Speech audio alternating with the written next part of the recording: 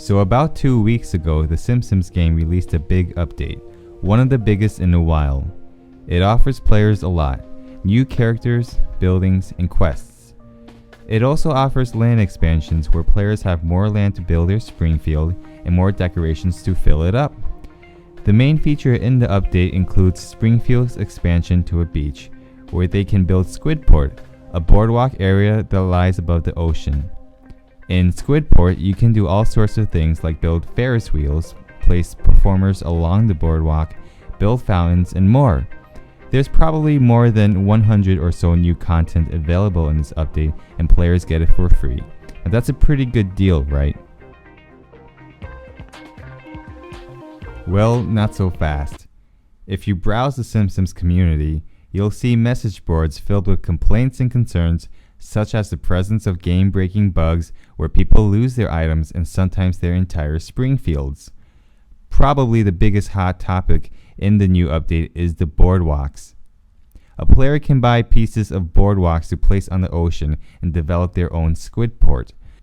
The issue is that as you buy more boardwalk pieces, the price and time needed to make each piece rises. Just to illustrate the issue, when you first make your Squidport, you're given 4 boardwalk pieces to place for free. Now, if I want to decide to buy an additional boardwalk piece, I need to spend 1 hour of my time and 250 money in the game. What if I want another boardwalk piece, a 6th boardwalk piece? Well, I'll need to spend a total of 3 hours and 700 money in the game. Now, by the time I have something sizable, let's say 30 boardwalk pieces, 23 days would have gone by and I'd be 70,000 money short. So let's say I'm a huge fan of the game and I want all the boardwalk pieces. I want to expand my Springfield to the limit. How long does that take? Well, there's about 100 or more boardwalk pieces, and to get them all, I need to spend around 345 days and 1.7 million money to get it. Another billionaire is broke. This makes many people unhappy, and it's why many people consider the Boardwalk update to be the worst update because it takes so long to build something worthwhile. You pair that problem with the technical bugs prevalent in the game, and you can see why people have such an issue.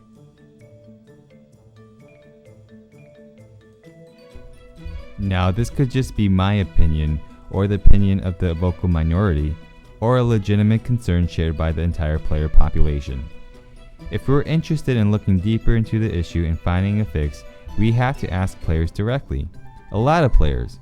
And that's exactly what I did. I launched a survey and asked the tapped out community from various message boards, Reddit, EA forums, and Pro Board to take my survey. The survey asks a lot of questions about their satisfaction levels of various aspects of the game, the Boardwalk update, and a little bit about themselves. Now, a total of 127 people responded, so right off the bat you can see the community on the whole was willing to express their thoughts about the update. Let me tell you a little bit about the players. Many of these players are pretty big Simpsons fans. Nearly 91% are either regular watchers or huge fanatics, but they all know a fair amount about The Simpsons.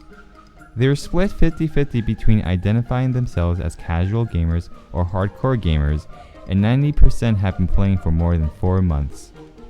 Now keep in mind the game has been out for only a year or so. People who are involved in the tapped out community are people who love The Simpsons, like to game, and would love nothing more than to play a really great Simpsons game. As for this game, you can get a sense of how involved they are.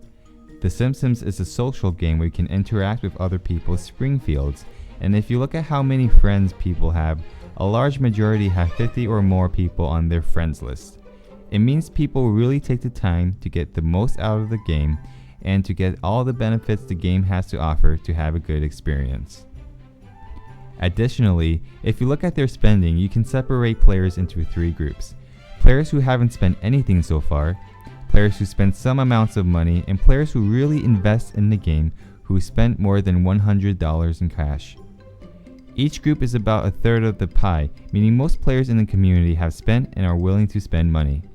So who are they? They are part of the tapped out community who've taken their time and money to build something meaningful and who are most willing to voice their concerns.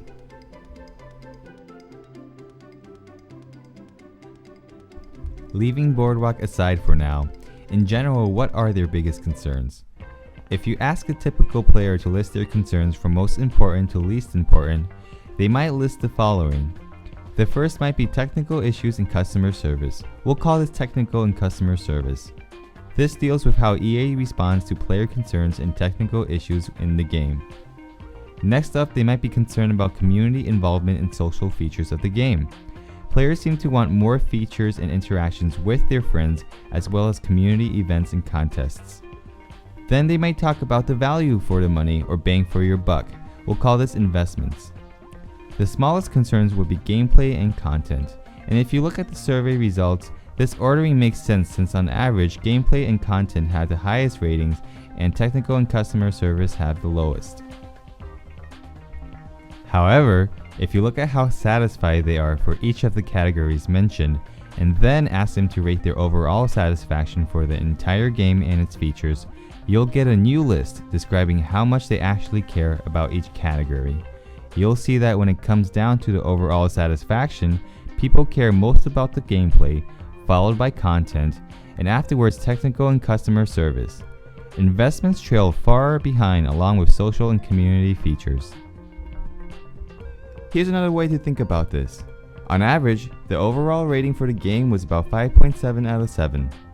For gameplay, its rating was 5.4, and then 5.8 for content, 3.7 for technical and customer service, 5.3 for investments, and 4 for community. Now what would happen to the overall rating if I increased gameplay by 1? And what about for the other categories? By doing something called multiple regression, we can see how big of an effect each category has on the overall rating.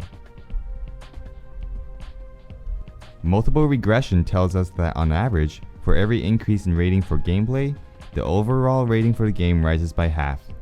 For content, a third of a rating. For technical and customer service, a tenth of a rating. And a tenth for investments as well. Now interestingly, no matter how the social and community ratings change, it does nothing to predict the changes to the overall rating. This analysis applies nearly 1-for-1 in our Boardwalk case, and in fact, the relative importance of the categories stay the same in relation to the Boardwalk rating. The only real differences are that Boardwalk ratings are lower across all categories. Now we know which aspects of the game affect people's satisfaction levels. If I were a developer at EA, I might be interested in the most effective way to increase average satisfaction levels. Looking at our results and considering what we talked about, we might want to focus on increasing gameplay ratings. But what do we exactly mean about gameplay? And the same goes for content, technical and customer services, and investments. How are these categories defined? And how do we actually increase, for example, gameplay? Just like how the game can be broken down into several categories, each category can be broken down further into several subgroups. For example, gameplay can be broken down into 3 general groups. The first is the level of creativity, freedom, and customization the game offers to players. The second is how interactive the game is and what it offers in terms of exploration and discovery. Finally, the third group is the game's ability to keep the player involved and addicted. And when we're looking at the other categories, content can be broken down into aesthetics and the variety of activities and items. The number of technical issues, EA's player involvement, and the quality and number of updates and sales define technical and customer services. And finally, investments can be divided into time invested in doing or building something, the cost of premium content, and the overall value. Now, of course, we can again rank these subgroups by their importance using multiple regression. We see that the more detailed we get in this analysis, the better picture we see for what drives satisfaction. Before we go into what these results imply for the Boardwalk update and the overall game, what's the story here? If you remember, clearly people are upset about the many technical issues of the game, the high prices of the premium content, and the return on their investments. But the data shows that it doesn't have as great of an effect toward their satisfaction as previously believed. One way to look at it is that at the end of the day, players get to play a high-quality, high-rated game for free, with an option to purchase items if they desire it. The core fundamentals of the game, its gameplay, and its content were attractive enough to keep them involved in the game and become part of the core community. They care enough to start noticing other issues such as the bugs, the prices of the items, the frequency of updates and sales. But when you take a step back, it doesn't matter as much if all these other problems arise, as long as the core experience remains strong. And as long as the core game stays intact, the problems elsewhere do not present themselves as deal breakers.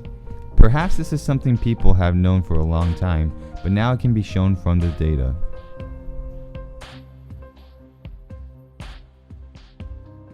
But this isn't to say that the game is perfect and nothing should be done.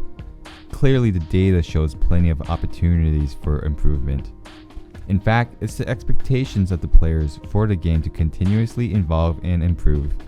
Today's gem might be tomorrow's trash, and with the heavy competition in the mobile gaming industry, it's important to exceed players' current satisfactions. So let's focus first on the most important categories and trickle down toward the rest. First, let's make the game more interactive. Having more options to communicate with other Springfields, like a messaging or sharing system, would be great. Also, give players the option to sort their huge Springfields and inventory for easier and faster control. Next, let's give players more freedom to customize their Springfields. Let them manipulate items however they want and give them even more land to work with. Number 3, increasing the frequency of contents, level updates, and sales would also keep players on their feet and add to the variety. Finally, give a time and money discount to premium content. A good starting point would be to lower the cost and time to make boardwalk pieces.